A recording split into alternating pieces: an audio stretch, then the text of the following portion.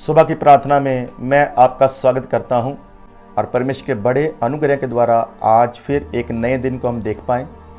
और मेरा विश्वास है आज के दिन में हम सब बहुत ही आशीष को प्राप्त करेंगे। आज फिर परमेश्वर ने हमें वो ताज़ा मन्ना दिया है। आज फिर परमेश्वर ने अपने आत्मा की खुराक, आज फिर परमेश्वर ने हमें रूह की खुराक दी है जो परमेश्वर का वचन है। और मेरा विश्वास है कि आज के वचन के द्वारा हम सब बहुत ही आशीष पाने वाले हैं और आज की आराधना के द्वारा हम बहुत ही आशीष पाने वाले हैं। तो मैं आपसे कहना चाहता हूँ अंत तक बने रहिए। आज वचन के बाद मैं आपके लिए एक स्पेशल प्रार्थना करना चाहता हूँ और उस प्रार्थना में आप आज़ाद होंगे, आप आशीष पाएंगे, आप चंगे होंगे और परमेश्वर आप पर बहुत बड़ा अनुग्रह करेगा। तो आइए परमेश्वर की आराधना में चलते हैं। इससे पहले कि हम परमेश्वर के वचन को सुने तो एक गीत के साथ हम परमेश्वर की आराधना करेंगे। Thank you Jesus, hallelujah. सब जन अपनी आंखों को बंद करेंगे। आइए हम खुदावंत की प्रस्तुति में जाएंगे आज के वचन को सुनने से पहले। हालेलुया।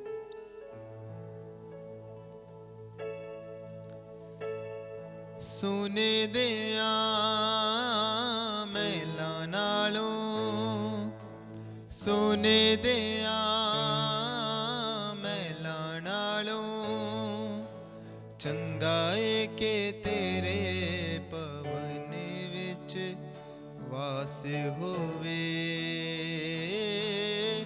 चंगाए के तेरे पवन विच वास होवे। रूह मेरी प्यास जीवे, रूह मेरी प्यास जीवे, तप दिया थावां विच हिरणे दे प्यास होवे, तप दिया थावां विच हिरणे दे प्यास होवे। सोने दिया मैला नालों, सोने दिया मैला नालों,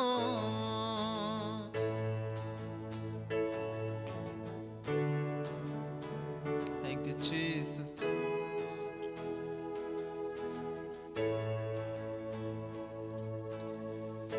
मेरे नालों पंछी चंगे चैन विच सौंदे ने, ਜਿਹੜੇ तेरे घर विच आलना बनाउंदे ने। मेरे नालों पंछी चंगे चैन विच सौंदे ने, ਜਿਹੜੇ तेरे घर विच आलना बनाउंदे ने, ਜਿਹੜੇ तेरे घर विच आलना बनाउंदे ने, ਜਿਹੜੇ तेरे घर विच आलना बनाउंदे ने। चरना च रख जीवें, चरना च रख जीवें, स्वामी दया चरना च जीवें कोई दास होवे, स्वामी दया चरना च जीवें कोई दास होवे। सुने दिया मैला नालों, सुने दिया मैला नालों, हालेलुया। Thank you Jesus.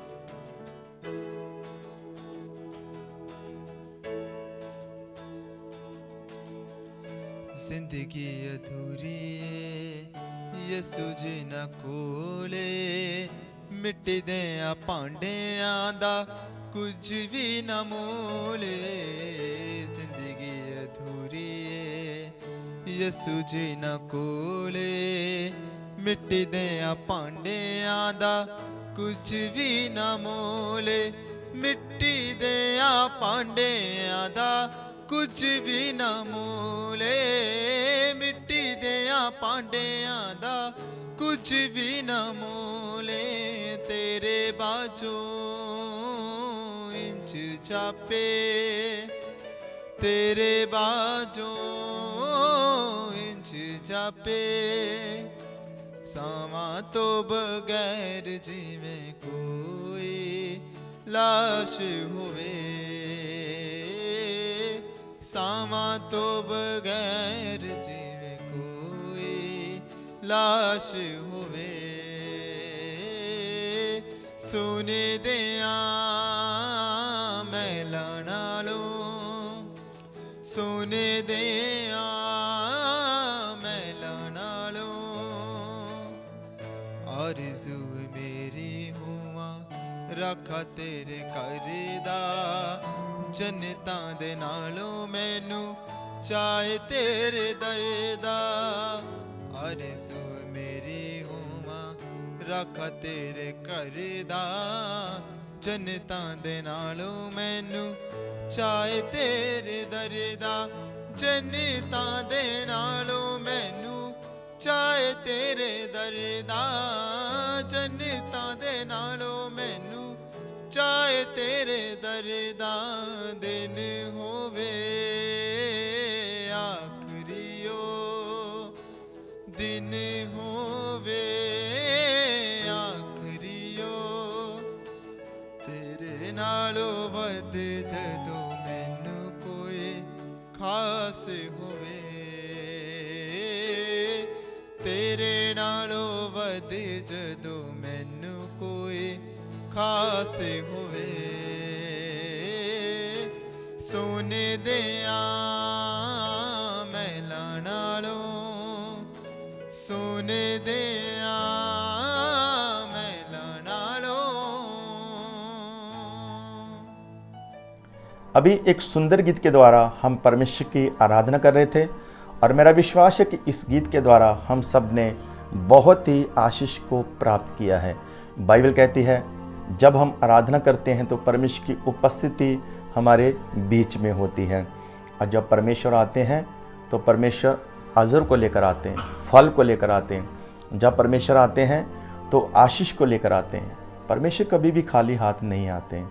परमेश्वर बहुत ही प्रेम करने वाले परमेश्वर हैं और मैं आज आपसे स्पेशल कहना चाहता हूं कि परमेश्वर का अनुग्रह आपके ऊपर है और आज फिर परमेश्वर अपने प्रेम के द्वारा आपको स्पर्श करेंगे और आज परमेश्वर अपने रूह के द्वारा आपको छुएंगे। आज फिर परमेश्वर के मत्स्य को अपने जीवन में हम ग्रहण करेंगे। तो आइए परमेश्वर के वचन में चलते हैं। परमेश्वर के वचन में आप सबका स्वागत है और आज का हमारा विषय है चर्च ग्रोथ, कलीसिया की उन्नति कैसे हो, जिसमें आज हम हैं चौथे भाग में। सबसे पहले हमने सीखा था कि अगुए और कलीसिया को पवित्र आत्मा की सामर्थ से भरपूर होना चाहिए। फिर दूसरे भाग में हमने सीखा कि कलीसिया को सही शिक्षा लेनी चाहिए और अगुओं को सही शिक्षा देनी चाहिए। फिर तीसरे भाग में हमने सीखा कि संगति करना बहुत ही ज़्यादा ज़रूरी है और आज हैं हम चौथे भाग में। तो आइए एक वचन पढ़ेंगे और फिर आगे बढ़ेंगे। प्रेरितों के काम 2:42 वचन में ऐसे लिखा है कि वे प्रेरितों से शिक्षा पाने, संगति करने, प्रार्थना करने और रोटी तोड़ने में लगे रहे। तो आज सीखेंगे प्रार्थना के विषय में। किसी भी कलीसिया को अगर बढ़ना है तो उसे प्रार्थना में भी बढ़ना पड़ेगा। सबसे पहली बात जो हम सीखेंगे कि प्रार्थना क्या है। प्रार्थना हमारी ताकत है, हमारी सामर्थ है, क्योंकि बाइबल के अनुसार हम एक युद्ध में हैं और हमारा युद्ध शरीर से नहीं, लहू मांस से नहीं, हमारा युद्ध है शैतान से, उसकी ताकतों से, अंधकार के ताकतों से। और जो हमारा दुश्मन है वो हमें जिस्मानी आंखों से नज़र नहीं आता, वो आत्मा है। और अगर उससे हमें युद्ध जीतना है तो हमें भी आत्मिक बनना पड़ेगा। तो प्रार्थना क्या है? प्रार्थना हमारी ताकत है। अगर हमारे शरीर में ताकत नहीं तो हम नहीं चल पाएंगे। जब बॉर्डर पर फौजी लड़ते हैं तो फौज में बहुत सारे ग्रुप हैं। कुछ हैं बॉर्डर पर लड़ने वाले और कुछ हैं उनको हथियार उपलब्ध करवाने वाले। और एक टुकड़ी होती है जो लड़ने के लिए हथियार उपलब्ध करवाती है। इसी रीति से जो भक्ति है वो एक युद्ध है शैतान के साथ। और भक्ति में बहुत सारे हिस्से हैं, भक्ति में बहुत सारे भाग हैं। जब हम चर्च में आते हैं तो चर्च में आना भक्ति का एक भाग है, संगति करना भक्ति का एक भाग है, आराधना करना भक्ति का एक भाग है, साज बजाना गीत गाना भक्ति का एक भाग है, गवाही देना भक्ति का एक भाग है, अपना दान देना, अपना बीज बोना, अपना दशवांश देना, ये भक्ति का एक भाग है। सुसमाचार सुनाना, परमेश्वर की सेवकाई करना, परमेश्वर के कामों को करना, ये भक्ति का भाग है, ये भक्ति के हिस्से हैं। तो बहुत कुछ मिला के एक भक्ति बनती है। और भक्ति के जितने हिस्से हैं, भक्ति के जितने काम हैं, उसमें ताकत कहाँ से आती है? उसमें ताकत आती है प्रार्थना से। प्रार्थना नहीं होगी तो हमारी भक्ति संपूर्ण नहीं हो पाएगी, हमारी आराधना में असर नहीं होगा, हमारे प्रचार में असर नहीं होगा, हमारी गवाही में असर नहीं होगा। संगति में आएंगे तो किसी सामर्थ्य को महसूस नहीं करेंगे, मसीह को महसूस नहीं करेंगे अगर हमने प्रार्थना नहीं की है। तो प्रार्थना क्या है? प्रार्थना हमारी ताकत है। नंबर 2, प्रार्थना संबंध है परमेश्वर के साथ।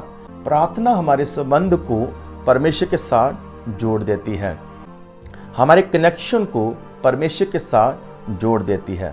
जिस तरह से मोबाइल से नंबर डायल करते हैं और दूसरी तरफ मोबाइल में बात हो जाती है, इसी तरह जब हम प्रार्थना करते हैं, परमेश्वर की उपस्थिति में बैठते हैं, तो हमारी बात परमेश्वर के साथ होती है। और जब हम प्रार्थना करते हैं तो हम परमेश्वर के साथ बातें करते हैं। और जब हम वचन सुनते हैं, वचन पढ़ते हैं, तो परमेश्वर हमारे साथ बातें करते हैं। लेकिन जब हम किसी को फ़ोन करते हैं तो सबसे पहले हम हेलो बोलते हैं, उसके बाद फिर वो आगे से हेलो बोलता है। जब हम परमेश्वर की उपस्थिति में प्रार्थना करते हैं तो हम शुरू करते हैं।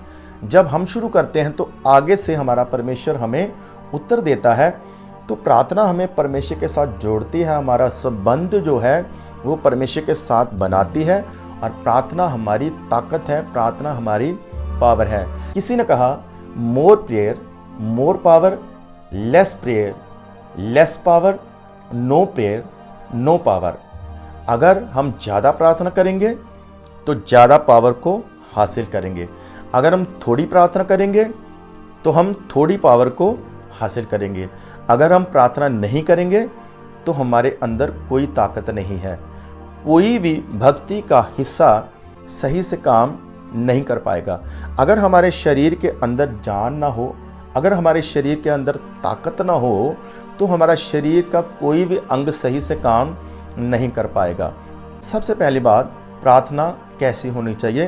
प्रार्थना होनी चाहिए लगातार।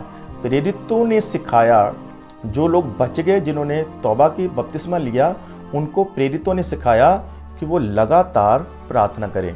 पौलुस ने कहा पहला थस्सलुनीकियों 5:17 में, निरंतर प्रार्थना में लगे रहो, क्योंकि हम रोज युद्ध लड़ते हैं, यहाँ तक कि रात को भी हमारा युद्ध जो है वो चलता रहता है। हम हर समय एक युद्ध में हैं, इसलिए हर समय हमें ताकत चाहिए, हमें पावर चाहिए। तो पौलुस ने कहा निरंतर प्रार्थना में लगे रहो। प्रार्थना में अंतर नहीं होना चाहिए। कुछ काम है जो हम कभी कभी करते हैं और कुछ काम है जो हम रोज करते हैं। जैसे हम खाना रोज खाते हैं, जैसे हम ब्रश रोज करते हैं, जैसे घर की सफाई रोज करते हैं, जैसे अपना काम रोज करते हैं, इसी प्रकार हमें रोज प्रार्थना करना है, निरंतर प्रार्थना करना है। और सबसे असरदार प्रार्थना कौन से समय होती है?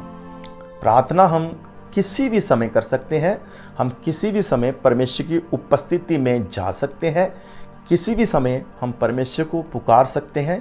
यहाँ तक कि परमेश्वर ने कहा मुझे पुकार तो मैं तुम्हें उत्तर दूंगा। जैसे बच्चा किसी भी समय अपनी माँ को पुकार सकता है, जैसे बच्चे कभी भी अपने माँ बाप के पास जाकर कुछ मांग सकते हैं, इसी प्रकार हम कभी भी अपने पिता के पास जा सकते हैं और कभी भी हम परमेश्वर के कदमों में बैठ सकते हैं। लेकिन फिर भी सबसे असरदार प्रार्थना भोर की प्रार्थना है। तो दाऊद कहता है, मैं भोर को तैयारी करके तेरी हुजूरी में आऊँगा। भोर की जो प्रार्थना इसलिए सबसे असरदार है और वो है सबसे पहला टाइम, और वो है हमारे दिन का सबसे पहला हिस्सा। हालेलुया। तो जब हम भोर को प्रार्थना करते हैं तो हम परमेश्वर के साथ शुरू करते हैं। और बाइबल कहती है कि ठंडे समय परमेश्वर आदम हवा के साथ आकर बैठते थे और मिलते थे। मैंने एक प्रचारक से सुना कि वो ठंडा समय जो था वो था सुबह का समय। भोर को परमेश्वर आदम हवा के साथ आकर बैठा करते थे, क्योंकि उस समय कोई शोर नहीं होता और हमारा मन जो है तरोताज़ा होता है। हम नींद लेकर उठते हैं सुबह और हमारा मन बिल्कुल फ्रेश होता है। हमारे मन में कोई ज़्यादा चिंताएं नहीं होती है, हमारे मन के ऊपर से सब बोझ उतरा हुआ होता है। इसलिए उस समय हमारा ध्यान प्रार्थना में बहुत ही ज़्यादा लगता है। उससे अगली बात यह है कि प्रार्थना के लाभ क्या है। आइए सीखते हैं दानियल की किताब से। और बाइबल कहते हैं दानियल को शेरों के आगे फेंक दिया गया, क्योंकि आज्ञा थी कि 1 महीना कोई भी अगर अपने देवी देवता की पूजा पाठ करेगा, अपने परमेश्वर के सामने बैठेगा, प्रार्थना करेगा, तो उसको शेरों के आगे फेंक दिया जाएगा। तो दानियल को पकड़ा गया और हुक्म के अनुसार उसको शेरों के आगे फेंक दिया गया। लेकिन बाइबल कहती है जब सुबह हुई राजा उठा और डरते हुए दानियल को आवाज़ देता है, हे दानियल, क्या तेरा परमेश्वर तुझे बचा पाया? क्या तेरा परमेश्वर तुझे छुड़ा पाया? तो दानियल अंदर से आवाज़ देता है, हे राजा, मेरे परमेश्वर ने अपने दूत को भेजकर शेरों के मुंह को बंद कर दिया और मैं जीवित हूँ। राजा बहुत खुश हुआ, दानियल को बाहर निकाला गया। तो प्रार्थना क्या करती है? प्रार्थना में इतनी ताकत है कि वो शेरों के मुंह को बंद कर सकती है, आपके विरोधियों के मुंह को बंद कर सकती है, आपके विरोधियों की चालों को फेल कर सकती है, और जो हथियार आपके विरुद्ध में बनाए जाते हैं वो हथियार बेकार हो जाते हैं, फेल हो जाते हैं अगर आप प्रार्थना में हैं। और प्रार्थना जो है बहुत सारी समस्याओं को दूर कर देती है, हालातों को बदल देती है। एक बार प्रभु यीशु मसीह के सामने बहुत ही बड़ा काम था। प्रभु यीशु मसीह को चुनना था 12 शागिर्दों को, लेकिन प्रभु यीशु मसीह के सामने बहुत बड़ी भीड़ थी और उस भीड़ में से प्रभु यीशु मसीह ने 70 को चुन लिया था प्रचार करने के लिए। अब उन हज़ारों में से और उन 70 में से 12 को चुनना था। ये बहुत ही बड़ा काम था और ये एक बहुत ही मुश्किल काम था। लेकिन बाइबल कहती है प्रभु यीशु मसीह ने सारी रात प्रार्थना की और जब सुबह हुई तो प्रभु यीशु मसीह नाम ले लेकर सबको बुलाते हैं। पतरस इधर आ जा, यूहन्ना तू इधर आ जा, मत्ती तू इधर आ जा। तो प्रभु यीशु मसीह ने आसानी से ये काम किया। जो इतना बड़ा काम था और इतना मुश्किल काम था वो बिल्कुल आसानी से हुआ, क्योंकि प्रभु यीशु मसीह ने सारी रात प्रार्थना की और परमेश्वर ने उस काम को बिल्कुल आसान कर दिया। प्रभु यीशु मसीह से सीखें। प्रभु यीशु मसीह सारा दिन प्रचार करते थे, रात को वो प्रार्थना करते हैं। और यही बात प्रभु यीशु मसीह ने शागिर्दों को सिखाई। एक बार शागिर्दों ने कहा कि आप हमें प्रार्थना करनी सिखाइए, तो प्रभु यीशु मसीह ने उन्हें प्रार्थना करना सिखाया। प्रार्थना करो ताजो आजमाइश में ना पड़ो। एक बार चेलों के सामने एक बीमार को लेकर आए और चेलों ने बहुत ही जोर लगाया, लेकिन वो उस बीमार को चंगा नहीं कर पाए। प्रभु यीशु मसीह पहाड़ पर थे। प्रभु यीशु मसीह ने देखा और प्रभु यीशु मसीह नीचे आए। तो बाप ने कहा कि मैं अपने बेटे को इनके पास लेकर आया, लेकिन ये चंगा नहीं कर पाए। तो प्रभु यीशु मसीह ने उसको चंगा किया। उसमें दुष्ट आत्मा थी। दुष्ट आत्मा को जब प्रभु यीशु मसीह ने निकाला तो वो बीमार चंगा हो गया। उसके बाद शागिर्दों ने अलग होकर प्रभु से पूछा कि हे प्रभु, हम क्यों नहीं निकाल पाए? तो प्रभु ने कहा, बहुत सारी ऐसी दुष्ट आत्माएं हैं जो बिना फास्टिंग और प्रार्थना के नहीं जाती है। अगर हमें शैतान से युद्ध जीतना है तो हमें प्रार्थना की बहुत ज़्यादा ज़रूरत है। हमने सबसे पहला पॉइंट देखा था कि शागिर्दों को और कलीसिया को पवित्र आत्मा की सामर्थ्य से भरपूर होना चाहिए। लेकिन पवित्र आत्मा की सामर्थ्य आएगी कैसे? शागिर्दों में पवित्र आत्मा की सामर्थ्य कैसे आई? वो जो 120 के करीब लोग थे वो कि छत के ऊपर लगातार प्रार्थना करते रहे और 10 दिन की प्रार्थना के बाद उनके ऊपर पवित्र आत्मा उतरा है। जब प्रभु यीशु मसीह ने अपनी सेवा को शुरू किया तो प्रभु यीशु मसीह ने 40 दिन उजाड़ में जाकर फास्टिंग की है और प्रार्थना की है और अपनी सेवा को शुरू किया है। और प्रभु यीशु मसीह की सेवकाई में अपने आप काम होने लगे, बीमार चंगे होने लगे, दुष्ट आत्माएं निकलने लगी और बड़े बड़े काम होने लगे, बड़े बड़े अद्भुत काम होने लगे और लोग तौबा करने लगे, प्रभु के पास आने लगे। भीड़ों की भीड़ जो है प्रभु यीशु मसीह के पास आने लगी क्योंकि प्रभु यीशु मसीह ने प्रार्थना के साथ शुरू किया, फास्टिंग के साथ शुरू किया। अगर आपके सामने कोई समस्या है तो आप प्रार्थना में जाएं। अगर आपके सामने कोई बड़ा काम है तो आप प्रार्थना में जाएं। अगर आपके विरुद्ध में कोई योजनाएं बनाई जाती है तो आप प्रार्थना में जाएं, क्योंकि प्रार्थना जो है वो आपकी सारी समस्याओं को हल करेगी। एक बार पतरस को पकड़ लिया गया, जेल में डाल दिया गया और पतरस बेड़ियों और संगलों से जकड़ा हुआ वो जेल में सोया हुआ था। लेकिन बाइबल में लिखा है कि कलीसिया आधी रात को प्रार्थना कर रही थी। कलीसिया ने फैसला किया कि हम सारी रात प्रार्थना करेंगे अपने अगुओं के लिए। और जब उन्होंने प्रार्थना की तो परमेश्वर ने अपने दूत को भेजा और परमेश्वर के दूत ने जाकर पतरस को छुड़ाया। और पतरस को ऐसे लगा जैसे मैं स्वप्न देख रहा हूँ, लेकिन असल में परमेश्वर ने अपने दूत को भेजा और पतरस को छुड़ाया। कारण क्या है? क्योंकि उसके पीछे प्रार्थनाएं थी और प्रार्थनाओं में इतना असर है कि जेल के दरवाजे खुल जाते हैं, बंधन टूट जाते हैं, श्राप टूट जाते हैं, आज़ाद हो जाते हैं लोग प्रार्थना से।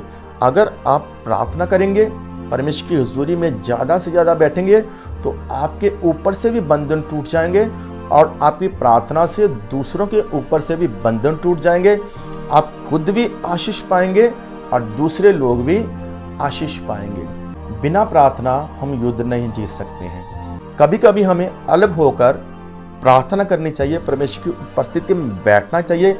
अगर हम प्रार्थना करेंगे तो हम युद्ध जीत जाएंगे। एक बार मूसा के समय अमालेकियों के साथ इस्राएलियों का युद्ध हुआ और मूसा ने कहा यहोशुआ से, यहोशुआ तू अपने लोगों को लेकर इनके साथ युद्ध कर और मैं पहाड़ पर जाऊंगा प्रार्थना करने के लिए। जब मूसा हाथ उठाता था तो इस्राएली जीतते थे, लेकिन जब मूसा के हाथ नीचे हो जाते थे थक कर तो अमालेकी जीतते थे। हूर और हारून ने देखा कि जब मूसा हाथ उठाता है तो हम जीतते हैं, लेकिन जब हाथ नीचे हो जाते हैं थक कर तो हम हारते हैं। उन्होंने फैसला किया कि हम सपोर्ट करेंगे मूसा को। उन्होंने उसके हाथों को पकड़ा, उसको पत्थर पर बिठाया और मूसा शाम तक प्रार्थना करता रहा तो यहोशुआ नीचे युद्ध जीत गया। अगर आपको युद्ध जीतना है तो आपको प्रार्थना के पहाड़ पर आना पड़ेगा। प्रभु यीशु मसीह अक्सर प्रार्थना के पहाड़ पर जाते थे, मूसा अक्सर प्रार्थना के पहाड़ पर जाता था और आज हमें भी प्रार्थना के पहाड़ में जाने की ज़रूरत है। आज हमें भी प्रार्थना की कोठड़ी में जाने की ज़रूरत है। प्रभु यीशु मसीह ने कहा अपना कमरा बंद कर और गुप्त में परमेश्वर के साथ बैठ, संगति कर उसके साथ और परमेश्वर के सामने प्रार्थना कर। तो वही कलीसिया बढ़ेगी जिस कलीसिया में प्रार्थना होगी। अगर कलीसिया में प्रार्थना नहीं होगी तो कलीसिया नहीं बढ़ेगी।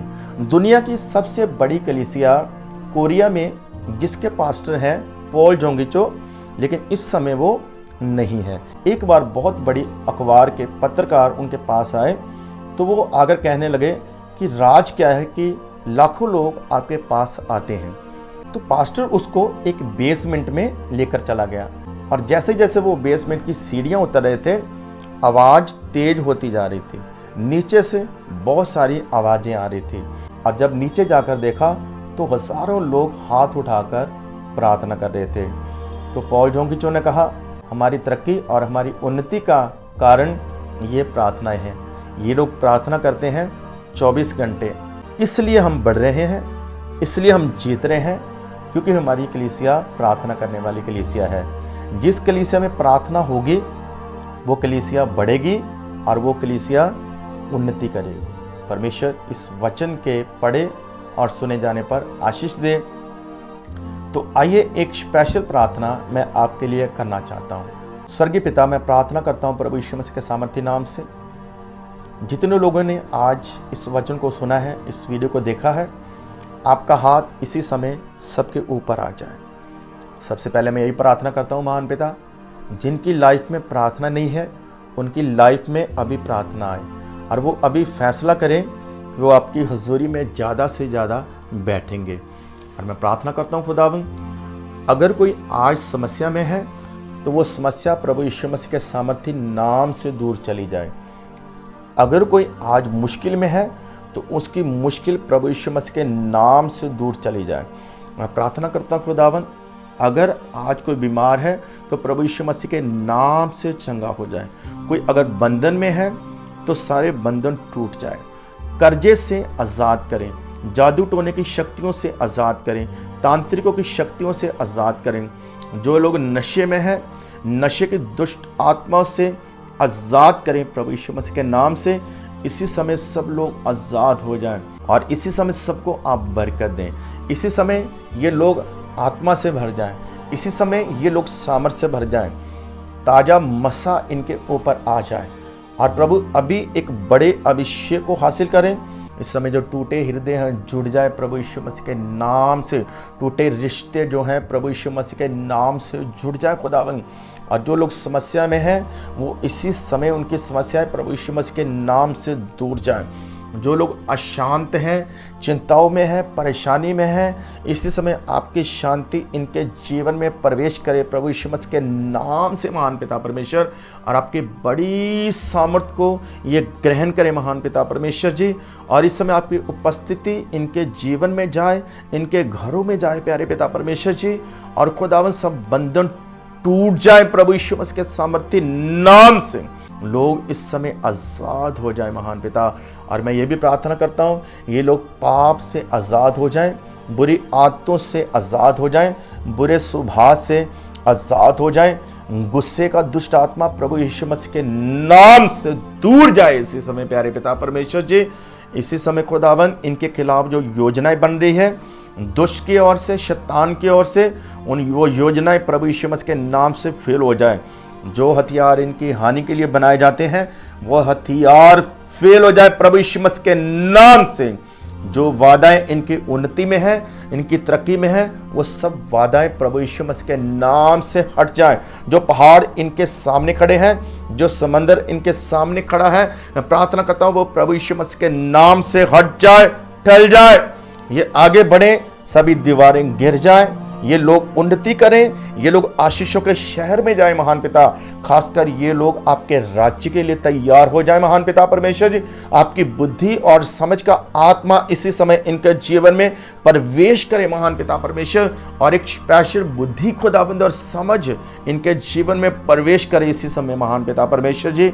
आप इसी समय छू कर इनको चंगा करें, इनको बरकत दें और भर दीजिए प्रभु अपनी सामर्थ से, अपनी ताकत से महान पिता। और ये लोग प्रार्थना करने वाले बने, शिक्षा हासिल करने वाले बने, संगति करने वाले बने और आपके पवित्र आत्मा की सामर्थ से भर जाए महान पिता परमेश्वर।